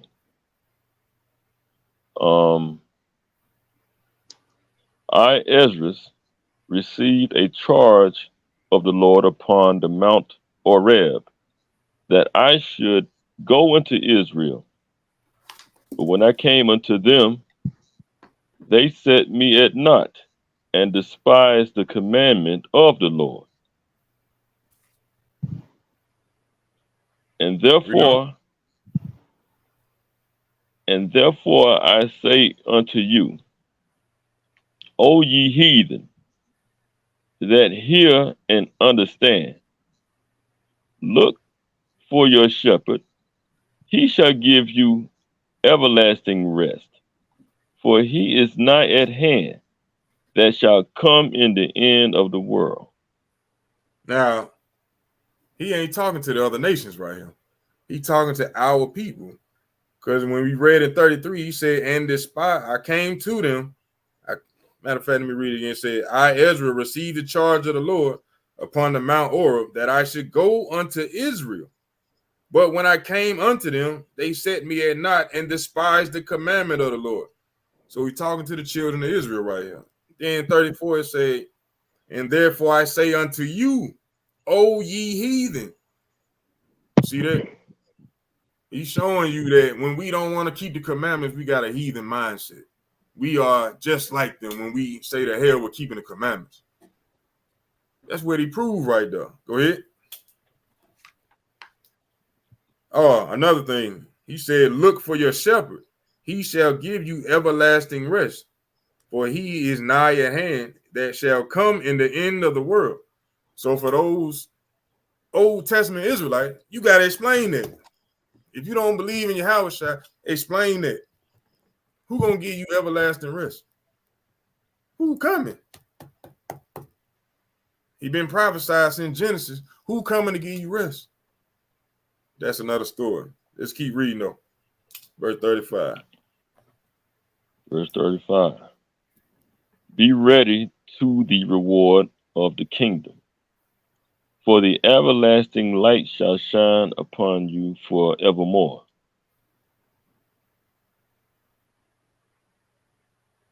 Keep going, bro. Yeah, the 37. Okay, 37. Slack. Flee the shadow of this world. Receive the joyfulness of your glory. I testify my Savior openly. O receive the gift that is given you and be glad, giving thanks unto him that hath called you to the heavenly kingdom. That's right. So we reading right here that we got to do what? Flee from the shadow of this world and receive the gift that was given to us. That's already prepared for us. The kingdom. We got to flee from the shadows of this world, the ways of this world. Just like it tells us in what? Revelation 18:4. Come out of her, my people. We got to flee the shadow of this world.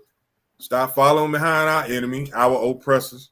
Stop breaking the damn commandments and receive the gift that was laid up for us. Let's go to the book of Revelation, chapter 2, verse 25. Revelation 2 and 25 through 27. The book of Revelation, chapter 2, and verse number 25. And it reads, but that which ye have already, hold fast till I come. Hold fast to the things we already got. We got the Bible right here. Master that you already have before you trying to go read other books and have it mastered and read the things that's in the actual Bible. Read the things that are here first before you try to stretch and try to so-called broaden your horizon. Read the things that you have not read and understand that. Go ahead. And he that overcometh, and what? And he that overcometh and keepeth my works unto the end, to him will I give power over the nations. That's the reward, one of them that we seeking. We want to reward the gift that was already promised to us. When we endure and keep the works until the end, he's gonna give us power over these nations. The same one that made the earth to tremble, that didn't want to open the prisons for you. If we endure, read on. Verse 26, and he that overcometh and keepeth my works unto the end, to him will I give power over the nations, and he shall rule them with a rod of iron. As the vessels of a potter shall they be broken into shivers, even as I receive of my Father. Let's get 2 Ezra chapter 6, verse 7 and 9, 7 through 9. That'll be the last one. Real quick, King. Go ahead. Going on the verse 25, it says, Sirach chapter 19 and verse 24, he that hath small understanding and feareth God is better than one that hath much wisdom and transgresseth the law of the Most High. So like the brother was bringing out, hey, the things that you already have now, hold fast until the Lord's come, until the Lord come. Just because you don't know the deepest breakdown in the Bible don't mean the Lord ain't coming for you, right? Just because you don't understand every single scripture in the Bible don't mean the Lord ain't coming for you. Keep the commandments and live, right? You understand the commandments. The Lord said, I gave you straight commandment. Forsake ye not my law, right? So the little understanding that you do have, hold fast to that. Hold fast to that understanding that you have, that you can prove according to the scripture, right? Until the Lord come, and then he going to save us from this land. But you got it, kid. That's right. Last scripture, 2nd Ezra chapter 6, verse 7 through 9. 2nd Ezra chapter 6, verse 7 through 9. Book of 2nd Ezra, chapter 6, verse 7 through 9. Then answered I and said, what shall be the parting asunder of the times? Or when shall be the end of the first, and the beginning of it that followeth? This is a question being asked right here. Go ahead. And he said unto me, from Abraham unto Isaac, when Jacob and Esau were born of him, Jacob's hand held first the heel of Esau. You ain't going nowhere. I got you. Go ahead. For Esau is the end of the world, and Jacob is the beginning of it that followeth. So Esau is the end of this wicked world, and Jacob, Israel, the house of Israel, the children of Israel, Mount Zion, we are that follower. We got next. You know what I'm saying? So it don't matter how many guns, how many tanks, how many missiles, submarines you got, Esau. Hey, we got next. Come. On that note, I pray and hope that you brothers and sisters glean something from this class. You learn something about your enemy. You learn something about what you got to do in these last days. And I hope and pray that you brothers and sisters are taking the Day of Atonement seriously. You know, this is a day that you afflict your soul. Once again, happy Sabbath to you all. Happy Day of Atonement as well. This is a day where you afflict your soul. No eating, no drinking, no working, no buying or selling. This is a day to get your soul or your spirit right with the Lord. Take it seriously. But on that note, I'm Brother Ananias. Brother Benaiah. Brother Yakub. Brother Abaya. And we are A.O.I, and we want to give all honor, glory, praise to Yahweh Ba'ashem, Yahweh Shai. And happy Sabbath to you all once again. Appreciate you tuning in. And we say shalom, peace, and greetings to you all. Shalom. Shalom. Streets.